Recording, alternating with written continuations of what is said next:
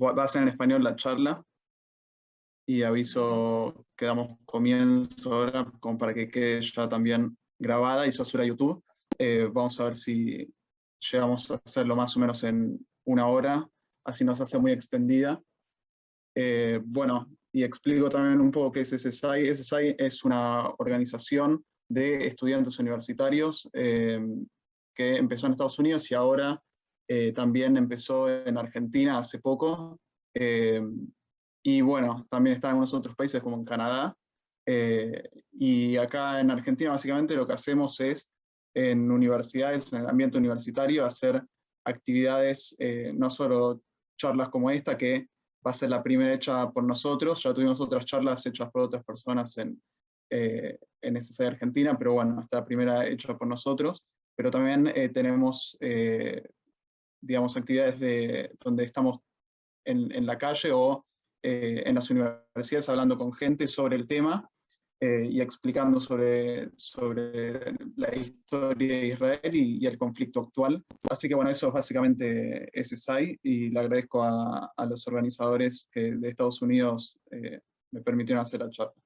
Bueno, entonces, para empezar, lo primero que iba a decir es que para mí muchas veces se explica o se explican cosas en el conflicto demasiado complejas, donde se empieza a hablar en detalle de quizás enfrentamientos con Hamas o de política israelí, y para mí eso no es lo indicado, porque la verdad es que la gente en general antisemita que quiere atacar a Israel para atacar a los judíos, va a atacar a la base, al sustento de lo que es Israel y el derecho a existir que tiene Israel. Entonces, hoy quiero hacer un repaso de lo más importante para mí, que hay que recalcar siempre con las personas que atacan a Israel, lo que hay que tener presente para defenderse y explicar de dónde viene el derecho histórico, legal y político y bélico también de Israel a existir y ser un Estado judío. Bueno, entonces, para empezar, el pueblo judío, yo siempre digo que es un pueblo, no es solo una religión. Entonces, un grupo de personas que estaban establecidos en un lugar con 4.000 años de historia, que comenzaron como 12 tribus de Israel y se instalaron en lo que se conocía como Canaán, y de allí, digamos, viene el nombre de Israel, que hoy también conocemos. Y fundaron ahí una cultura, tradiciones, idioma y también religión, pero bueno, todo como parte del pueblo. La definición de persona judía, por ende, es una persona nacida en el seno de una familia judía y no es solamente una persona con la fe en una religión. Y la capital fue fundada en esa región, fue Jerusalén, donde estaban los dos grandes templos, y estamos hablando del 1200 a.C. más o menos. También, digamos, después esto se tomó forma de reino de Israel y de Judea. El reino de Israel se dividió en dos, ¿sí? Pero seguía siendo el mismo pueblo, y de Judea viene el gentilicio judío. Estamos hablando del 750 a.C. Y también tenemos las 10 de las 12 tribus estas que fueron expulsadas por el imperio neoasirio en el año 722 a.C. Y después también tenemos la situación con los filisteos, que es importante siempre remarcar quiénes eran los filisteos, porque después va a tener importancia más adelante. Los filisteos eran uno de los mayores rivales a los judíos, y vivían en la zona que hoy es conocida como la Franja de Gaza y parte del Sinaí, de la península del Sinaí de Egipto. Y esta gente venía de la isla de Creta, en Grecia, y fueron conquistados y desaparecieron como pueblo en el año 711 a.C. O sea, que hace, digamos, mucho tiempo antes de el año cero, ¿no? De la época donde estuvieron los romanos, los filisteos ya habían desaparecido como pueblo.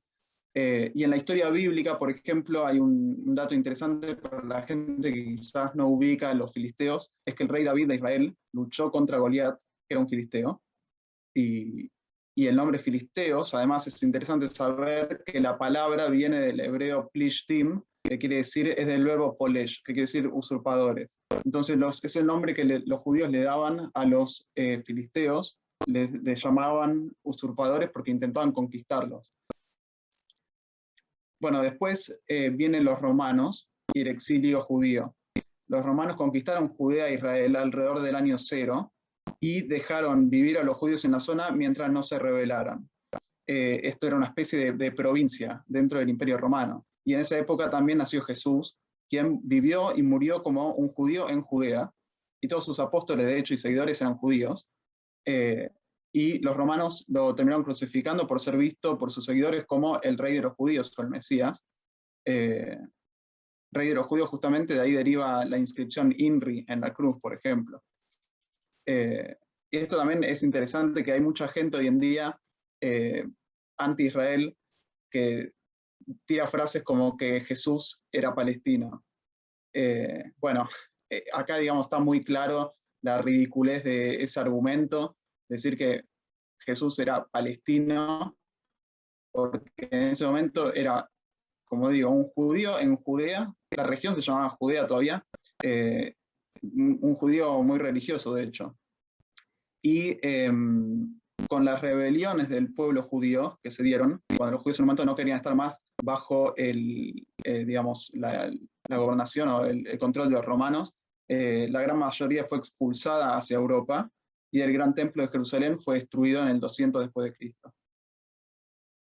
Y únicamente quedó un muro en pie, que es el muro de los lamentos, ¿sí? Después, otro dato interesante es la nomenclatura que cambió para designar el mismo lugar. Los romanos cambiaron el nombre de la tierra de Israel o Judea a Siria-Palestina, y esto lo hicieron como acto de conquista y humillación. Muchas veces en esa época, digamos, era muy común que si un pueblo conquista a otro, cambiara la nomenclatura, ¿sí? Los nombres de las ciudades, por ejemplo, para pasar a controlarlas. Y esto lo hicieron además, como digo, como acto de humillación, porque quedó en un nombre que era en honor a los filisteos, de ahí viene Palestina, de Plishtim, que ya no existían, pero como habían sido los máximos, digamos, enemigos de los judíos por mucho tiempo, le pusieron ese nombre. Y el nombre de la capital judía, que fue Jerusalén, fue cambiado a Elia Capitolina. Así que básicamente Palestina es un sinónimo de lo que era Israel y Judea. Bueno, por otro lado, recién ahora se habla del nacimiento del Islam, es decir, el Islam todavía ni existía hasta ese momento. Y a mediados del siglo VII después de Cristo, en el seno del pueblo árabe, que estaba ubicado en la península arábiga, el Islam fue fundado por Mahoma. Los árabes eran un pueblo politeísta y Mahoma, inspirado por los cristianos y judíos de la zona, fundó otra religión monoteísta basada en sus recitaciones, que es lo que llamamos el Corán. Digamos, las recitaciones de Dios hacia Mahoma supuestamente, eso es lo que forma el Corán. Y conquistaron los árabes Jerusalén, Medio Oriente y el norte de África muy rápidamente, y construyeron la mezquita Al-Aqsa y el domo de la roca sobre las ruinas del templo judío. Eso viene del hecho de que se dice que, bueno, Mahoma ascendió al cielo desde Jerusalén, justamente desde el lugar de donde estaban los dos templos judíos en Jerusalén, y también es por eso la tercera ciudad más sagrada, después de Medina y Meca, donde nació y vivió Mahoma. Bueno, ¿y qué pasó con los judíos en ese tiempo de la historia? Bueno, lo que pasó es que una minoría quedó viviendo en Israel, que ahora se llama Palestina, llamada así por los romanos, y de hecho esos se llamaban judíos palestinos, y ellos mismos se hacían llamar palestinos, los judíos que habían quedado en esa zona, porque era el nombre que tenía esa tierra, entonces era el gentilicio que ellos usaban. Y la mayoría de los judíos no se quedó ahí, sino que fue exiliada por los romanos, como dijimos antes, a Roma, y desde allí a toda Europa, y luego al norte de África también, y a países árabes. Eso fue, digamos, a lo largo de cientos de años. Y los judíos nunca dejaron de ser discriminados como una minoría durante siglos, mientras preservaban sus tradiciones, religión y lengua en cada uno de esos países donde vivieron. Y entonces, por eso mismo también, es una de las razones, ese racismo que había, por los cuales nace el sionismo, que básicamente es un movimiento que nació en el año 1897 con Teodoro Herzl, que fue también, se dice, inspirado por un juicio muy manipulado contra Dreyfus, que era parte de la milicia francesa y que lo habían acusado falsamente de traición por ser judío. Entonces, Herzl, que originalmente era una persona no creyente, no muy religiosa y no se sentía quizás muy judío, finalmente se dio cuenta que los judíos tenían que volver a su tierra, que era la tierra de Israel, y que se tenían que ir de Europa y del resto de los países donde estaban en el mundo, básicamente. Y la palabra sionismo viene de Sion, que es solamente otra palabra para Jerusalén y la tierra de Israel, y eso también es interesante porque la gente no sabe lo que es sionismo hoy en día, y se usa sionismo casi como sinónimo de nazismo por la gente anti-Israel. Simplemente dicen que el sionismo es alguna especie de fascismo o de colonialismo, es todo falso. Y tampoco el sionismo habla de matar, echar o conquistar a ninguna persona, o sea, solamente habla de la persona que defiende al derecho del pueblo judío a volver a vivir en independencia y autodeterminación en la tierra nativa y ancestral del pueblo judío. Bueno, ¿qué pasaba en el mandato de Palestina en ese momento?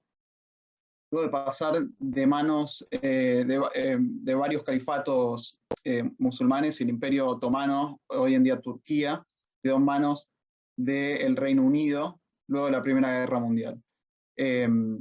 Francia y Reino Unido, que fueron los ganadores de la guerra, recibieron territorios de Medio Oriente como mandatos. Sí, Francia se quedó con, por ejemplo, lo que era Siria y Líbano, el Reino Unido con Irak y con el mandato británico de Palestina, de lo que vamos a hablar ahora. Y los judíos comenzaron a arribar en oleadas alrededor del año 1915, ¿sí? Comenzaron a fundar instituciones, fertilizar y cultivar las tierras y formar ejércitos. Esto todo antes de 1948, donde se refunda Israel. Los árabes comenzaron a migrar a la zona para poder reclamar las tierras. No les gustaba a los árabes ver que había olas de judíos volviendo a su tierra, y lo veían también como una especie de conquista de lo que ellos también consideran tierra árabe. Dar al árabe, le llaman también, son las tierras árabes esas. Entonces eso, para ellos, perder algo de esas tierras, en especial algo que está tan cerca y que incluye a Jerusalén, que es como dije, la tercera ciudad más sagrada para ellos, era algo bastante grave. Y hay algunos números acá, como para explicar también esta respuesta, digamos, de los árabes a a las oleadas de los judíos, ¿sí? Porque los judíos empiezan a llegar, y algunos datos que tengo acá es de 1550 hasta 1915, es decir, en un lapso de 365 años, hubo un aumento de 250 a 600.000 árabes en el mandato de Palestina. Es decir, había aumentado en 365 años solo un 2,4%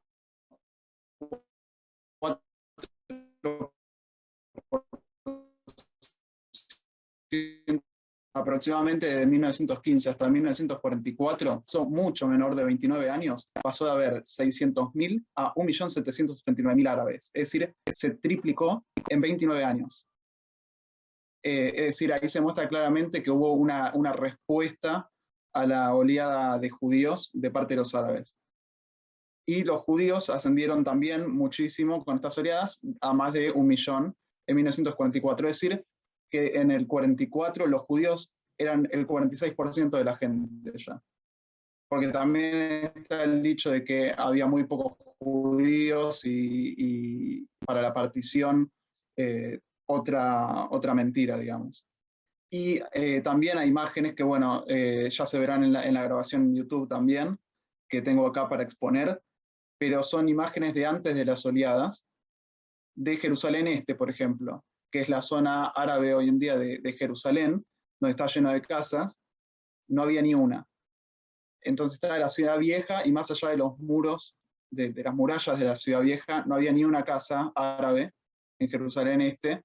Estaba muy vacía toda la zona, en realidad todo el mandato, y judíos en Jerusalén y gran parte del territorio en disputa tenían papeles de propiedad británicos y árabes. Digamos, le habían comprado a los árabes y a los británicos, muchísimos judíos, las tierras legalmente.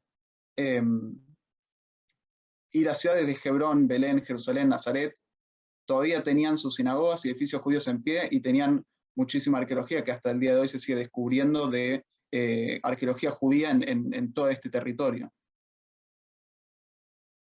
Una frase interesante de una persona muy conocida que es el escritor Mark Twain, quien visitó Israel en 1867, es decir, antes de todas estas oleadas, publicó que textualmente dijo: esta es una tierra deshabitada con un silencio de luto, una desolación total. No vimos un ser humano en toda la ruta, casi sin arbustos en todos lados, incluso cactus y olivos, amigos de los suelos inservibles, habían desertado el territorio. Y vemos más imágenes también de que, bueno, la mezquita y el domo en la ciudad vieja de Jerusalén estaban totalmente deteriorados y en un estado de abandono, y la ciudad vieja también, como se ve acá en los alrededores, de vuelta, sin gente, sin casas. Y también algo muy importante que vamos a hablar ahora es para lo que es, digamos, la verdad, la base legal para la independencia como un Estado judío de Israel, que es la Declaración Balfour y después la Resolución de San Remo. Es decir, la Declaración Balfour fue en 1917 el gobierno británico quien determinó con esta declaración que el mandato británico de Palestina sería el hogar nacional independiente del pueblo judío. Y en el año 1920 esto se ratifica, esto es, digamos, la parte legal del derecho de existir de Israel como Estado judío, sale de esto precisamente, del año 1920, donde la Liga de las Naciones, que la Liga de las Naciones básicamente es lo que hoy sería la ONU, ratificó la resolución que se llama la Resolución de San Remo, aceptada y firmada por el Reino Unido, donde todo el mandato británico de Palestina iba a ser el Estado judío. Todo. O sea, el margen este y el margen oeste del río Jordán. Obviamente estamos hablando, para quien quizás no sabe muy bien de qué estamos hablando desde el punto de vista geográfico, todo lo que hoy es Israel, más los territorios de la autoridad palestina, es decir, lo que hoy llamamos Cisjordania, que en realidad bien llamado es Judea y Samaria y la Franja de Gaza, y todo lo que es hoy Jordania, que en ese momento se llamaba Transjordania y Cisjordania, los dos territorios estos. Y hay una primera partición del mandato británico de Palestina que surgió por presión de parte de los árabes en el mandato, y esto en el año 1922 Gran Bretaña incumplió lo acordado y concedió el 77% del territorio para una nación árabe. Después en 1946 esa nación, digamos, se terminó como de independizar, que era la región de Transjordania, hoy conocida como Jordania. Y la idea era que los judíos de Transjordania, además, se fueran al otro lado y viceversa, ¿no? Los árabes de Cisjordania se fueran al margen oeste, West Bank, e East Bank que estamos hablando. Eso no ocurrió. O sea, los árabes se quedaron del otro margen, del lado de Cisjordania, también se quedaron ahí reclamando territorios. Y durante ese tiempo también hubo masacres y pogromos, como por ejemplo la revuelta árabe en 1916, la masacre de Hebrón en 1922, las revueltas de Burak en 1929, estuvo el libro blanco en 1939 del gobierno británico, que era básicamente prohibiciones para los judíos de seguir llegando, directamente no dejaban bajar de los barcos a los judíos, por ejemplo.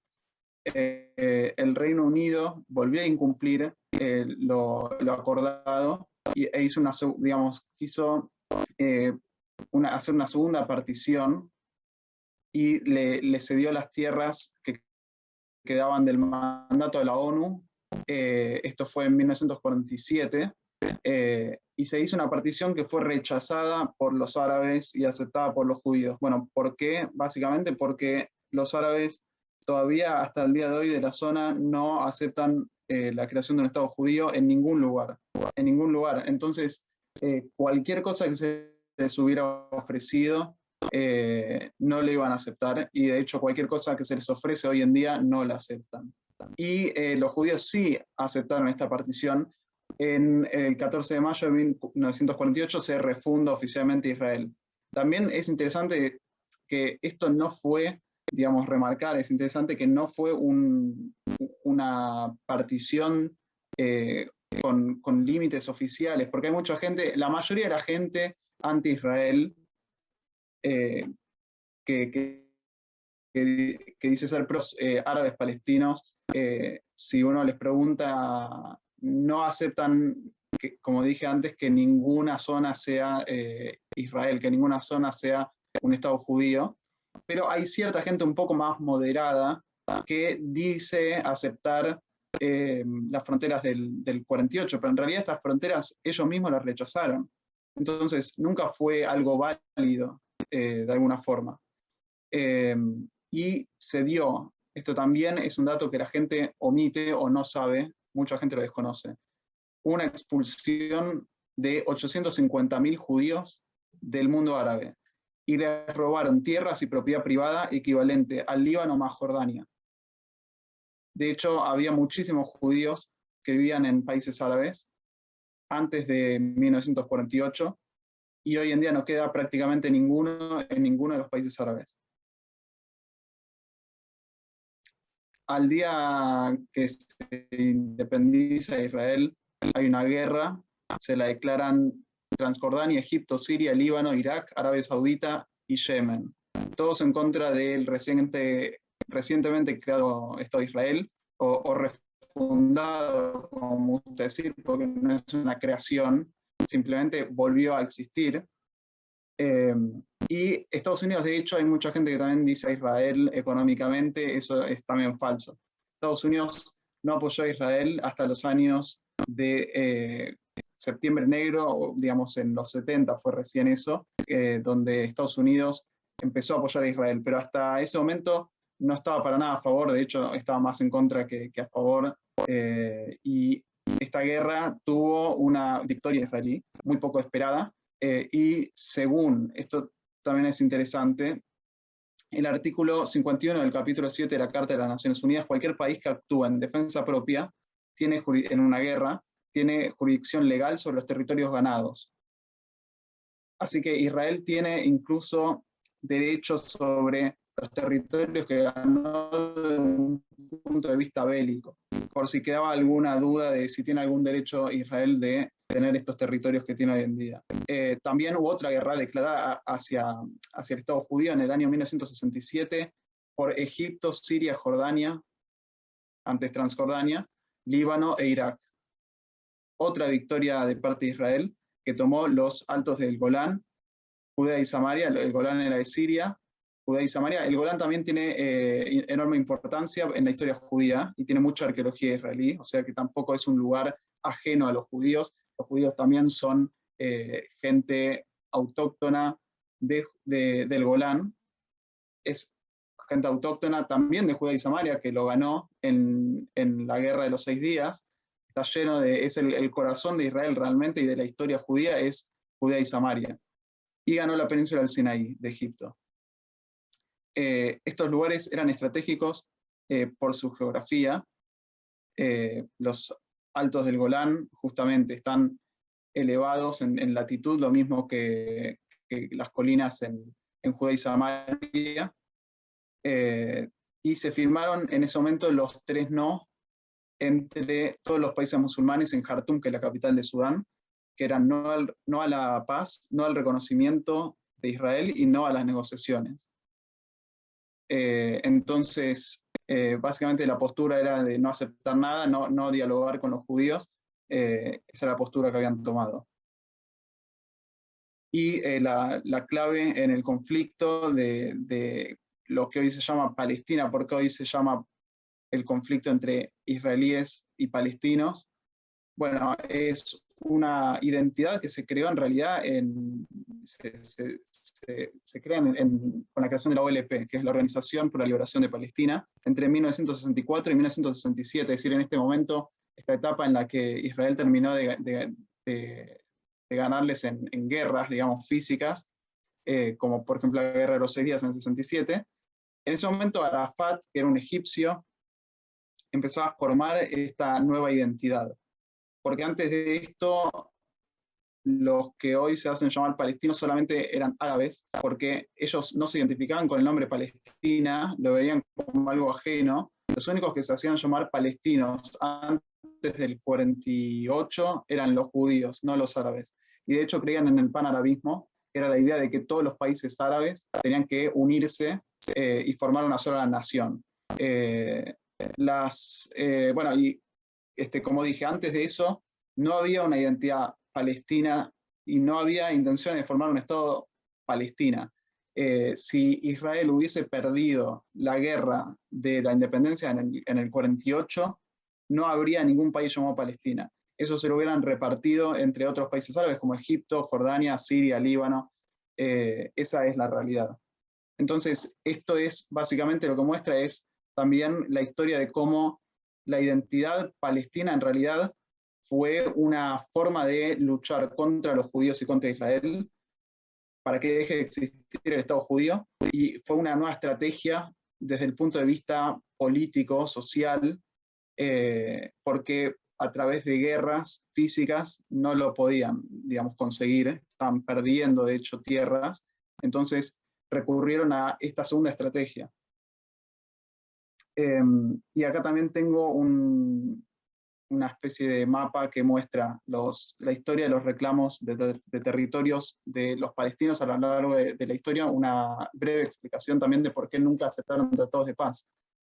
Antes de 1964, lo que hablamos recién, de antes de la OLP, esta falta de pueblo palestino, y había mucho odio generalizado de parte de los árabes hacia los judíos e Israel.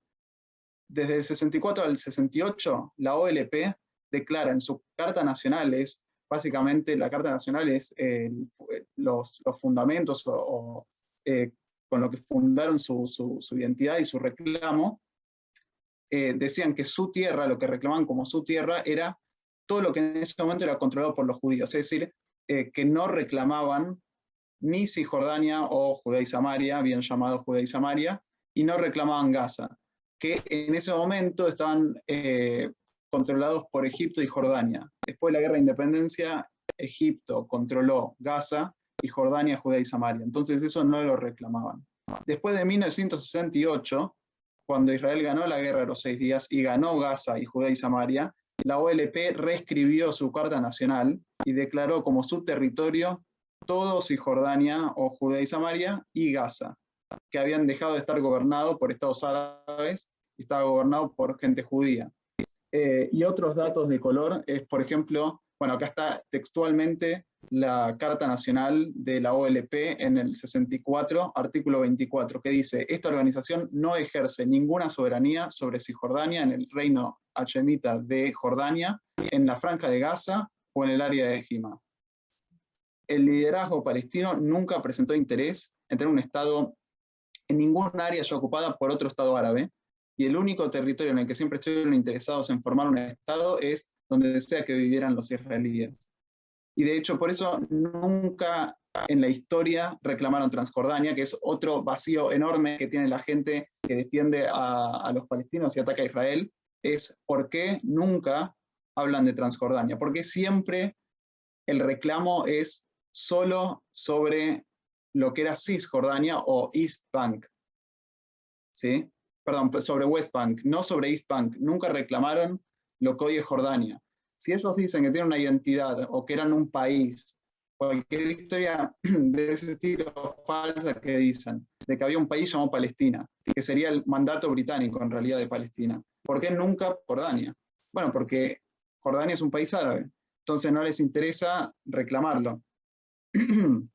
Bueno, y lo otro interesante es que, como dije antes, que esta identidad nacional fue creada encima por un egipcio que tenía, bueno, estos intereses realmente antisemitas, y él recibía un sueldo de la hermandad musulmana, y bueno, crearon esta identidad, incluso con la bandera, una bandera que era básicamente la de la primavera árabe, y, y bueno, lo llamaron Palestina por una cuestión de que si uno se hace llamar palestino y dice que su país es Palestina, y alguien se fija en el mapa, en la historia, antes de Israel, el lugar se llamaba Palestina. Entonces, hacen creerle a la gente que desconoce de la historia del conflicto y del pueblo judío, le hacen creer que esto era un país que se llamaba Palestina y que fue ocupado por los judíos y que le metieron el nombre de Israel así como de la nada. Bueno, después hubo otra guerra, que es la de Yom Kippur, y hubo paz con Egipto.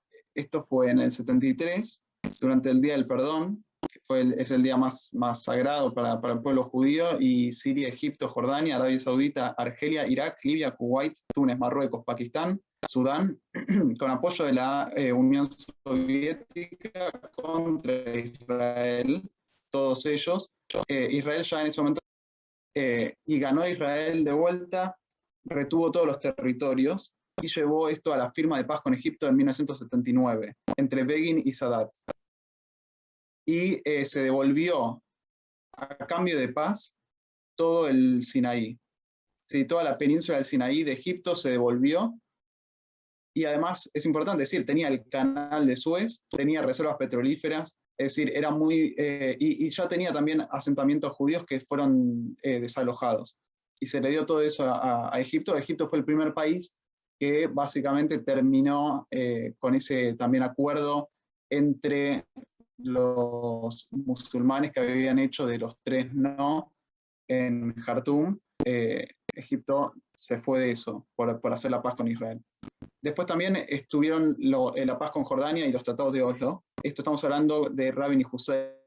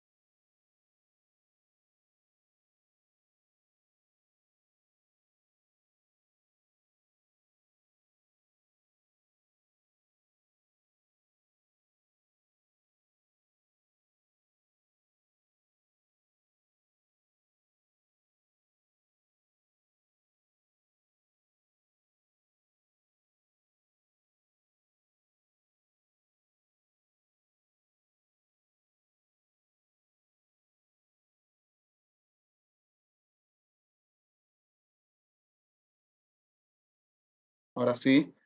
Eh, sí, perfecto. En Instagram Live no se cortó en ningún momento.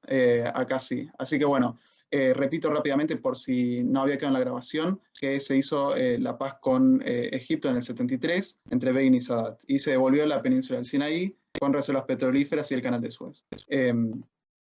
Bueno, después había mencionado la paz con Jordania en el 94 entre Rabin y Hussein, donde Israel le otorgó islas sobre el río Jordán, jurisprudencia sobre sectores sagrados musulmanes de Jerusalén, 50 millones de metros cúbicos de agua gratis cada año, 75% del caudal del agua del río Yarmouk y tecnología de agricultura, además de defensa militar. Y se firmaron, otro dato muy importante, los tratados de Oslo en 1995, que delimitaron las áreas A, B y C y la creación de la primera autoridad palestina. Esto es fundamental para cualquier persona que quiera defender a Israel, es decir, decirle a la gente y contarle que nunca hubo jurisprudencia, nunca hubo ninguna autoridad palestina sobre la zona C de Judea y Samaria. Y cada uno de los asentamientos, o no me gusta llamarle asentamientos porque asentamiento queda más como que es ilegal, pero esto no es ilegal sinceramente porque está en las áreas C controladas por Israel son de Israel, y nunca estuvo en manos de la autoridad palestina. Es decir, la autoridad palestina tiene las áreas A con control exclusivo de ellos, y las zonas B son compartidas entre Israel y la autoridad palestina, con presencia militar israelí. Y bueno, es en esta zona donde está estas zonas A, donde está Fatah, ¿sí? Que es una organización terrorista que, bueno, hoy en día es la que preside la autoridad palestina y la que, de donde es parte, digamos, la presidencia más vista como legal u oficial en el mundo, de parte de lo que llamamos hoy Palestina, porque también está Hamas en realidad en la Franja de Gaza, que son todavía más terroristas, más extremistas, y piden directamente por la matanza de los judíos, no de los israelíes, sino de los judíos. En la Franja de Gaza también es interesante decir que había judíos, había ciudades judías que fueron desmanteladas y deshabitadas en 2005, cuando Sharon, el primer ministro Sharon de Israel, decidió darles todo Gaza a los palestinos.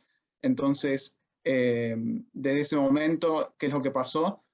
Designaron a Hamas como el dueño de la franja, básicamente, y desde ese día, diariamente, hay problemas, hay túneles, hay gente que cruza para hacer actos terroristas, hay balones incendiarios, hay cohetes todo el tiempo. Bueno, lo de los cohetes creo que todo el mundo ya lo sabe, y es por eso que Israel tiene este domo de hierro, la cúpula de hierro para defenderse.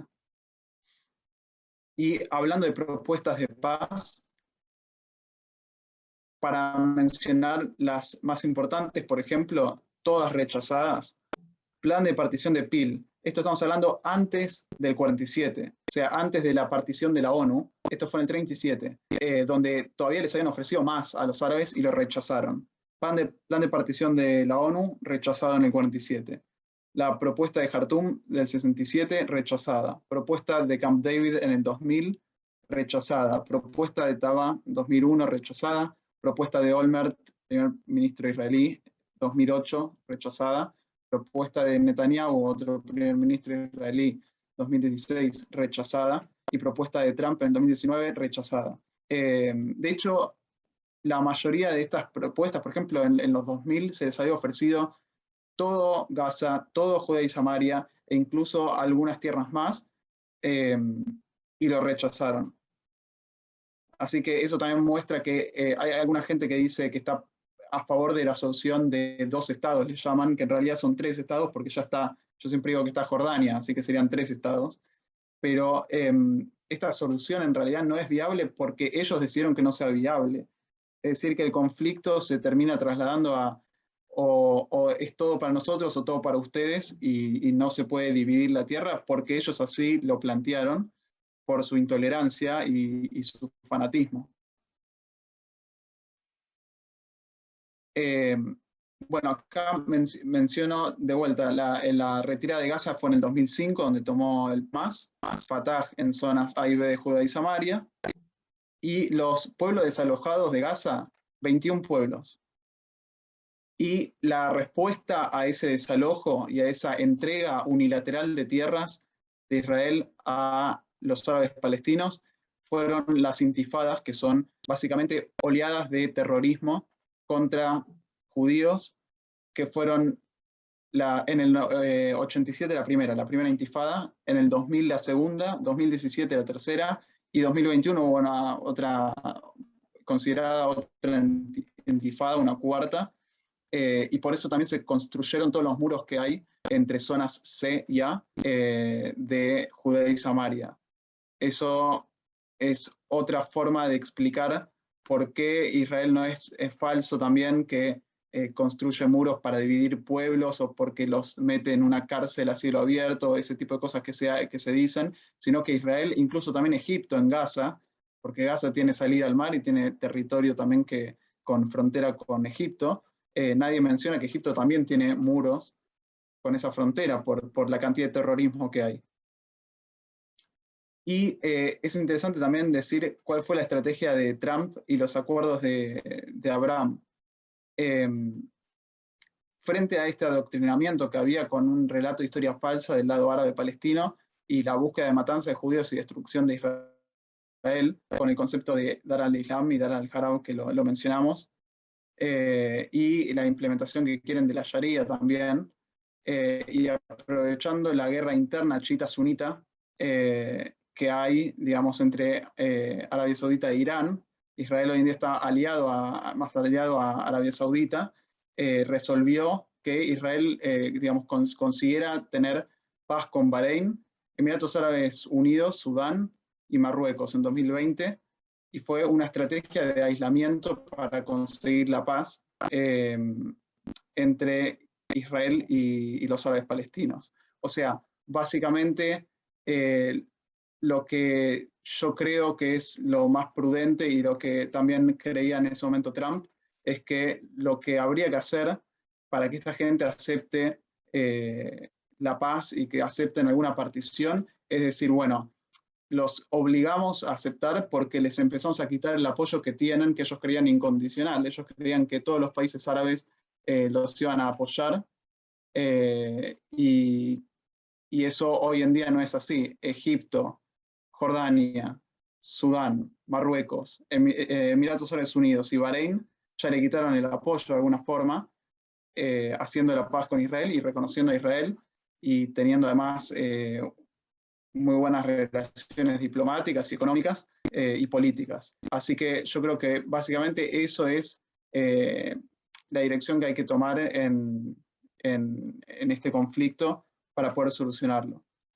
Así que, bueno, eso fue todo. Muchas gracias por haber estado acá presentes y quedará esto grabado también en YouTube para que la gente lo pueda ver. Muchas gracias por su atención.